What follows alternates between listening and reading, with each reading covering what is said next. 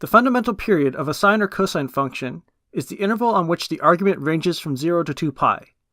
Recall that the argument of a function is the content inside the parentheses of the function. By determining the location of the fundamental period, we can know everything we need to know about the horizontal shift and stretch of the function. While it's possible to determine this in its most general form, it's such an easy calculation that memorizing the formula simply isn't worth the effort. We're not interested in just the beginning and the end of the fundamental period. We also want to be able to break the fundamental period into 4 equal pieces. The reason for this is that the key values are evenly spaced across the fundamental period. Fortunately, breaking an interval into 4 pieces is just a matter of breaking it in half, and then breaking each half in half again.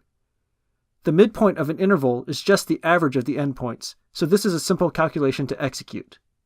It will be best to view these calculations through an example. Example: determine the fundamental period and the subintervals of the function y equals 2 cosine 2x minus pi minus 1. The argument of the cosine function is 2x minus pi, so we will set this equal to 0 and 2 pi, and solve them both for x. This shows us that the fundamental period is the interval pi over 2 to 3 pi over 2.